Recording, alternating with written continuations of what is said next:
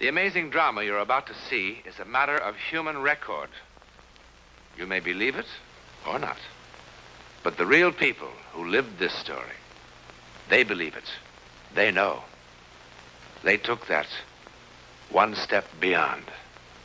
Here in this warm, secure London house, early April 1912, began the bizarre and untold chapter of a news story that would soon stun the civilized world. In this library was an unread book. Coming events cast their shadows before them. Maybe. Remember this book. We'll come back to it later. It might shock you.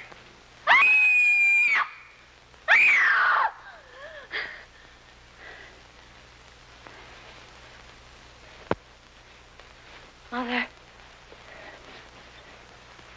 Mother. Mother. Mother! Mother!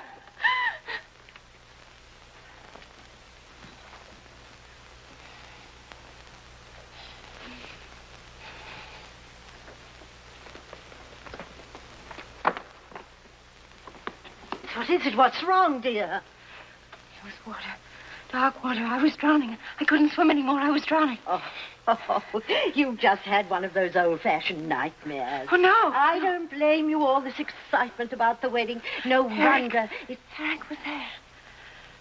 And I couldn't find him in the dark. And the water closed in over me. What does it mean? Nothing. Absolutely nothing.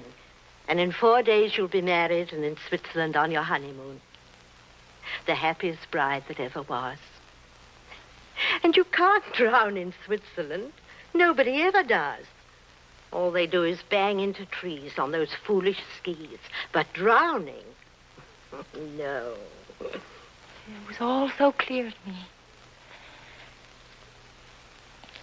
And I could feel the water.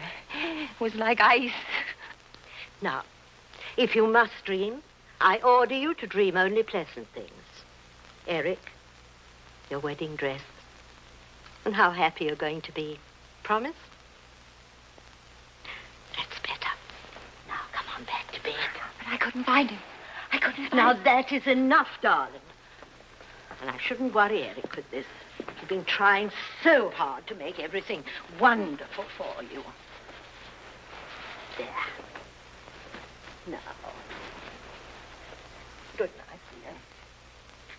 And no more nightmares.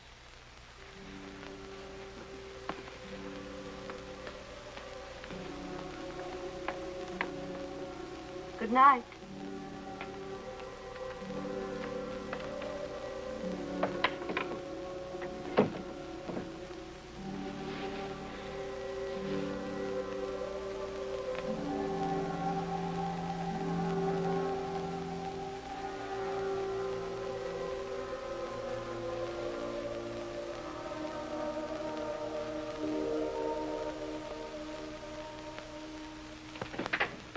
Good morning, Emily. Is the future Mrs. Farley about? Grace? Eric. Well, I know it's early, but I wanted to see what my wife would look like in the mornings. ugly. Would you like some coffee, darling? I'd love some. You like surprises, don't you, darling? I love them. Come on, surprise me. It's about our honeymoon. The honeymoon? We're not going to Switzerland. We're not. Well, where are we going?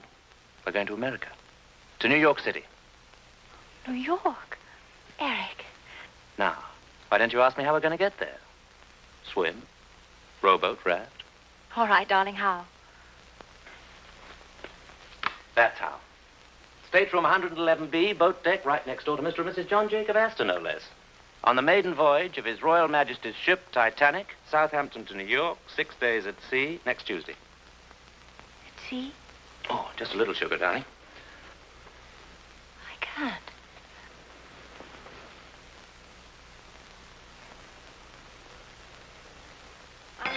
I can't believe it. I can hardly believe it myself, but the office has connections. Oh, you lucky children. You sure you won't miss Switzerland? Oh, Switzerland will keep. But the Titanic, our honeymoon, that's once in a lifetime. The paper's full of nothing but the Titanic. Listen to this, Grace.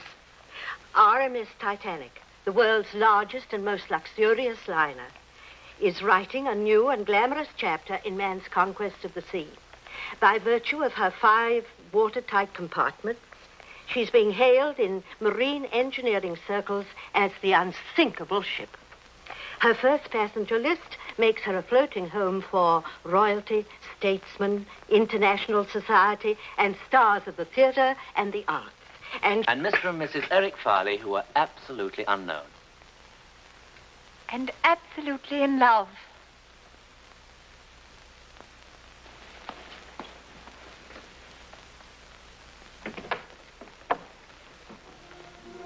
Grace! Grace!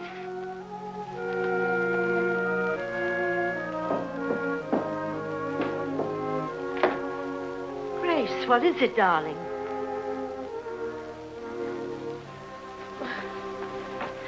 What is it?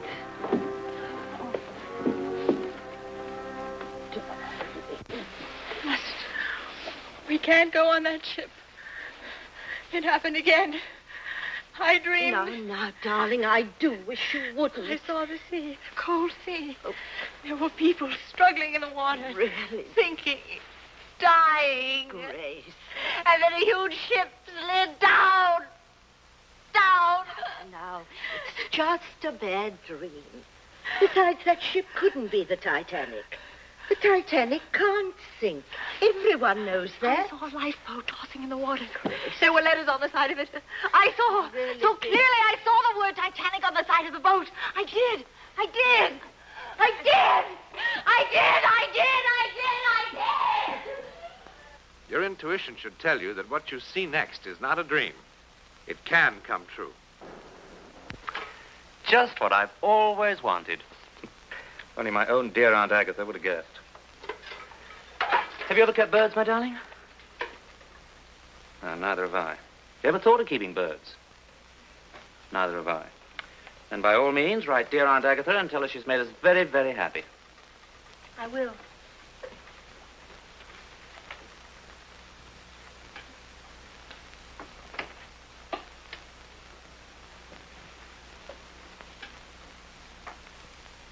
I know all about last night. And the night before that. Mother told you. I suppose you think I've gone off my head, one of those silly, hysterical women. I think you're a lot overtired and a little over-imaginative. But this isn't my imagination. Believe me, I saw it. I saw it. Now, that is silly. You don't believe what you see in your sleep? I mean, unless you're a gypsy. Grace, do you trust me? You know I do. Then don't spoil the happiest time of our whole lives just because of a bad dream. Everything's going to be all right, I promise. I'll take care of you always. Oh, hold me tight, darling. You know, if I didn't know you so well, I'd think that you'd fallen in love with another man, that you didn't want to marry me. I couldn't love anybody but you. Very well, I believe you. Only remember, if there ever is another man, I was one of the best shots in the Coldstream Guards.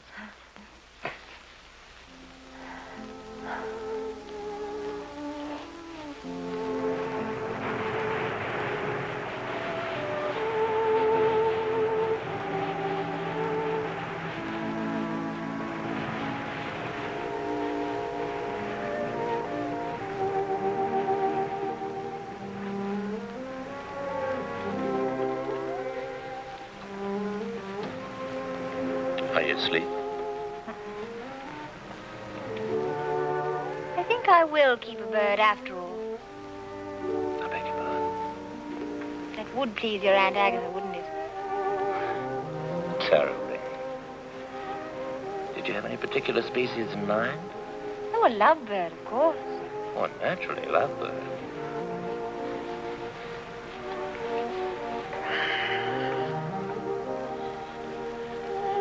Thank you, darling. What for? The 6 most perfect days of my life.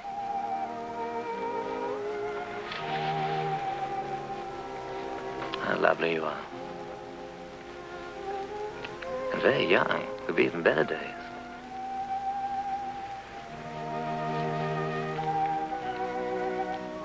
You've forgiven me, haven't you, for the silly scenes I made? I've forgotten the whole thing. I'm glad.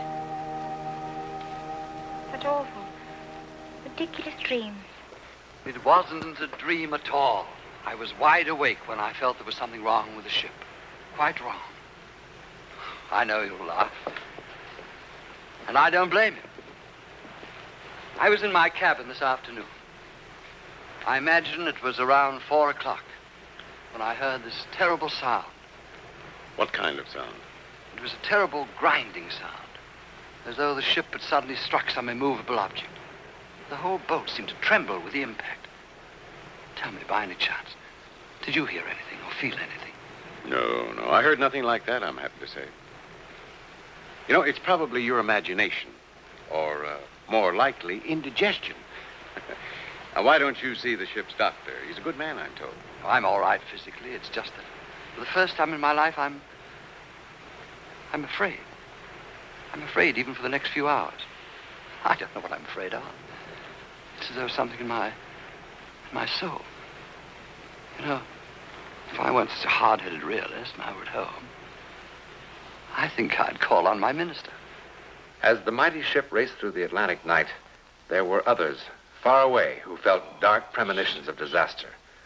For one, a Methodist minister in Winnipeg, Canada. 4, 6.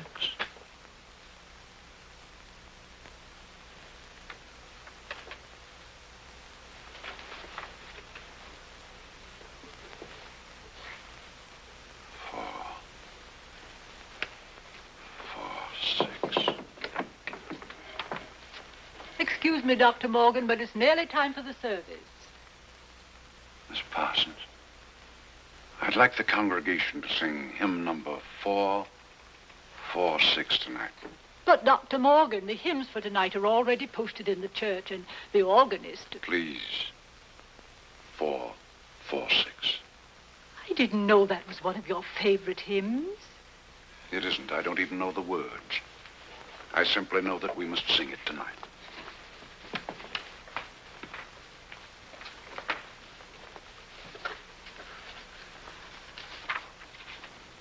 Hear, Father, while we pray to thee for those in peril on the sea. Better we should be praying for our farmers after a winter like this.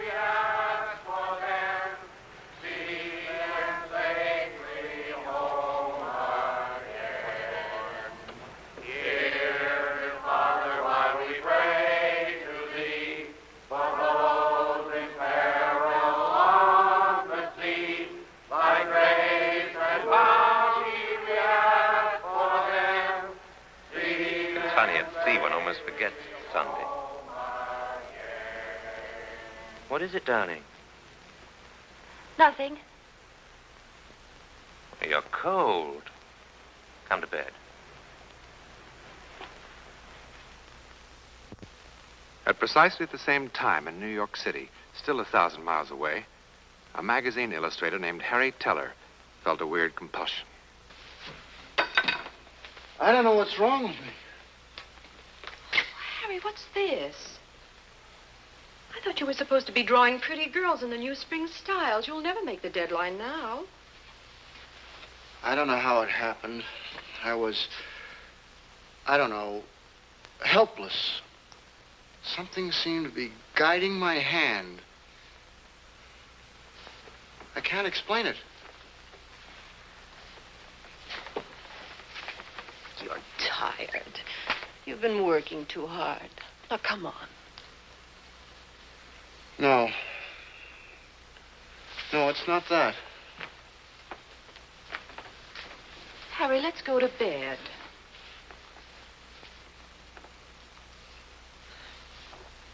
Now, this drawing, it's awful. I don't know who would want it. But you know something? This is the best work you've ever done. I've never seen you do anything like this before. All of this detail in here. And Harry, what is it? Your hands are like ice. The water in the drawing was cold. Icy cold.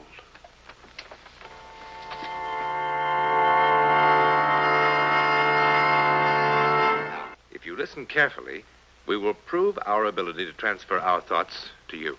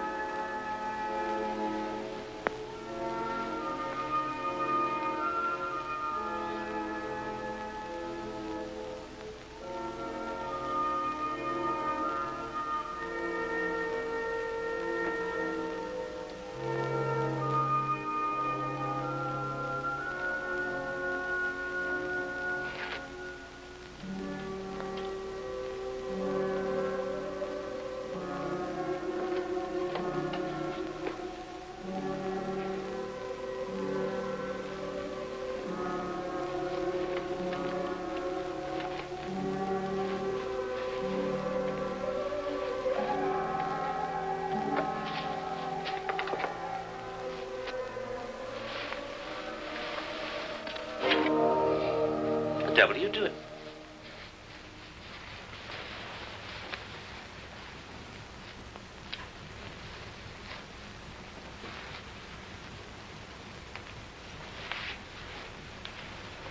Grace.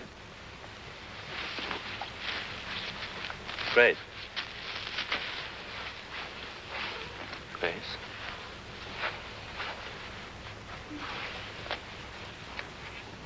Grace. What happened? What's the matter? Everything's all right now. You come back to bed. I don't understand. I was sleeping and someone was screaming, hurry, that we need warm clothes. And I must... What's wrong with me? I must be losing my mind. Oh, I'm losing my mind. Darling, you're driving me out of mind, you know. Look, I'm not John Jacob Astor or a member of the nobility. I've saved for 2 years for this trip, wanting it to be a perfect honeymoon, and to have it spoilt by such childish nonsense. Oh, I'm sorry, Eric. I'm sorry. All right, darling, you're forgiven. I just don't make a habit of pitching my best clothes on the floor.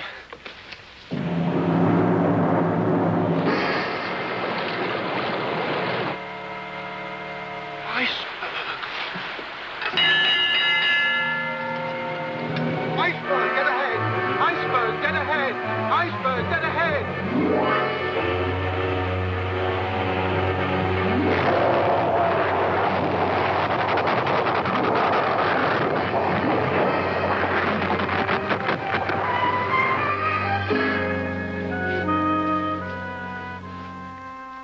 Engine seems to have stopped.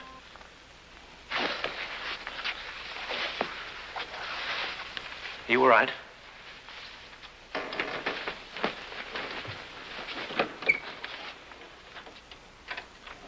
Oh, Stuart. Sir? The engine seemed to have stopped. What was it? There was some report of an iceberg, sir. The captain stopped the vessel, sir, just to be on the safe side, you know. What an incredible ship. What service. They run out of ice at the bar, so what happens? We hit an iceberg. Good fresh ice. That's what I like. It's all over the deck. Have a drink, chum. No, thank you. Never seen an iceberg, darling. Shall we go and have a look? That's a good idea. We'll wrap up good and warm. Captain's orders, go to your lifeboat station. Please dress warmly. Now, there's no need to panic. Just take it nice and easy. It's just a precaution, darling. Remember what the captain said tonight? The ship that nothing in the world could sink?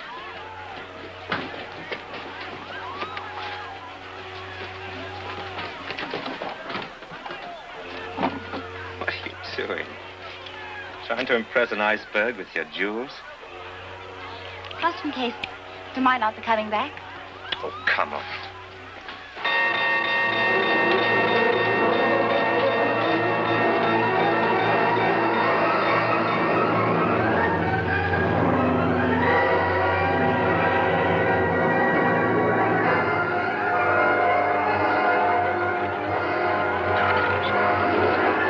Easy does it now. Women and children only. Men will follow later. There we go. Yeah, right. There's the little one. There's the young fellow. Take care of him, will you? Yes, sir. No. Thank you, madam. No. No. I won't go without you. Hush, No. my darling, hush. No. Now, stop it. Listen to me. Have you forgotten your wedding vows so soon? Love, honor, obey. Now you go with the other women in boat 4. Sorry. I love our marriage. All 6 days, 5 hours, and 20 minutes of it. I even loved our first fight. If you ever have another bad dream, I'll listen to you. Every word. Come, madam. It's all right. It's all right.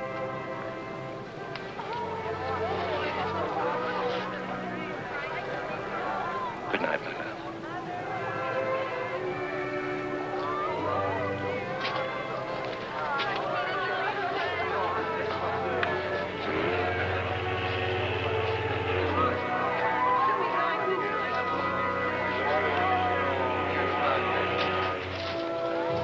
Not away.